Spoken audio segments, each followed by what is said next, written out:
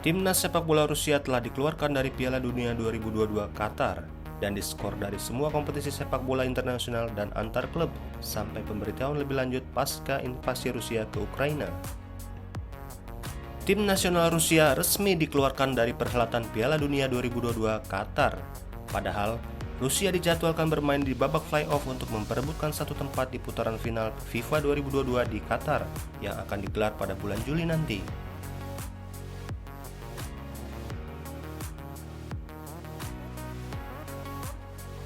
Sementara tim putri sepak bola Rusia telah lolos ke European Championship di Inggris, yang juga akan digelar pada bulan Juli 2022. Pengumuman ini juga berlaku bagi klub sepak bola asal Rusia yang terlibat dalam kompetisi buatan UEFA seperti Champions League dan Europa League. FIFA dan UEFA telah memutuskan bersama bahwa semua tim Rusia, baik tim perwakilan nasional atau tim klub, akan ditangguhkan dari partisipasi dalam kompetisi FIFA dan UEFA.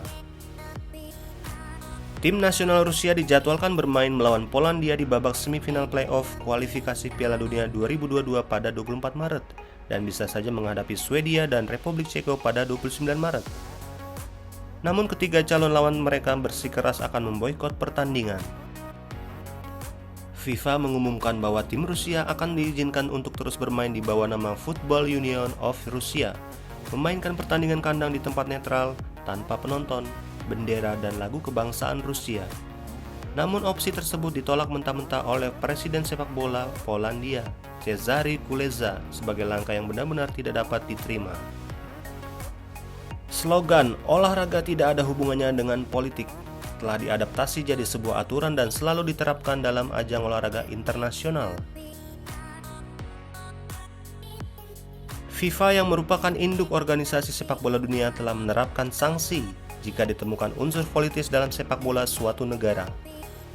Indonesia pernah jadi contoh dalam kasus ini ketika PSSI disanksi oleh FIFA karena dinilai ada intervensi dari pemerintah. Sanksi itu membuat Indonesia tidak boleh mengikuti ajang apapun yang berada di naungan FIFA dan AFC.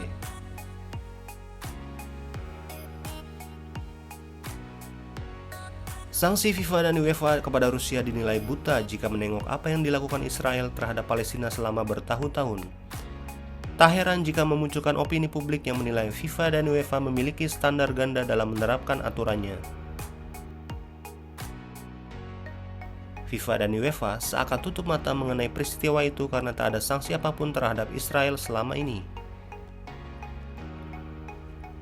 Ironisnya lagi, beberapa waktu lalu ketika fans Celtic mengibarkan bendera Palestina, UEFA bergegas mengeluarkan sanksi untuk klub dengan alasan anti politik dalam dunia sepak bola.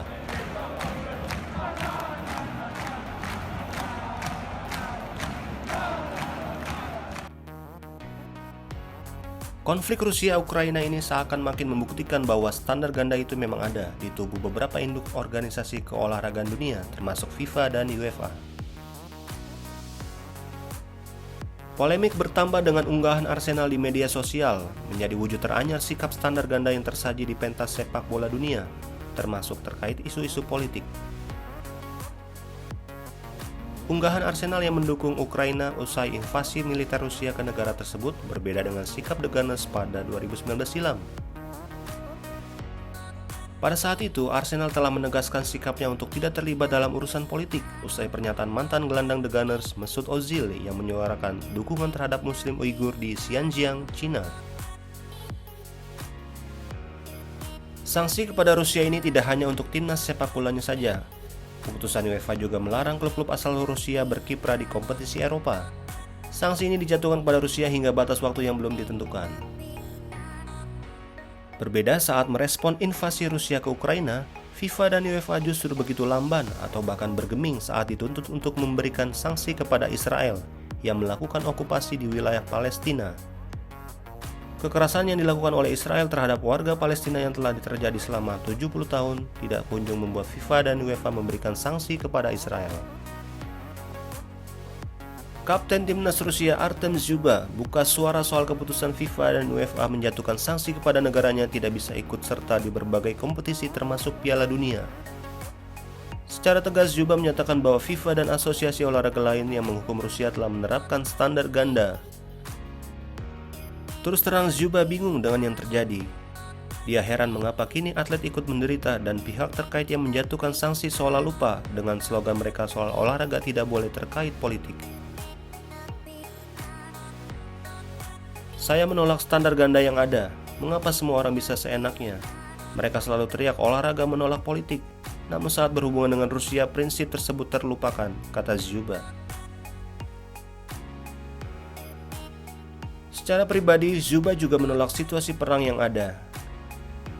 Tapi yang membuatnya tak habis pikir, kini banyak orang di luar malah menghujat dan melontarkan ujaran kebencian kepada masyarakat Rusia yang sejatinya mungkin tidak tahu apa yang terjadi.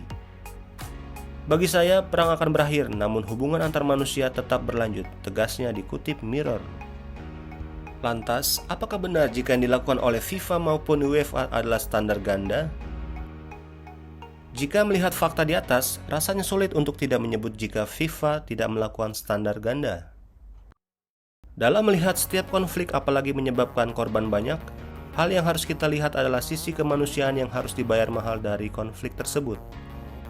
Mengampanyekan kedamaian adalah cara untuk melawan perang kemanusiaan di era modern. Sepak bola sebagai olahraga yang digemari orang di seluruh dunia tentu mampu menjangkau banyak orang untuk pesan kemanusiaan tersebut.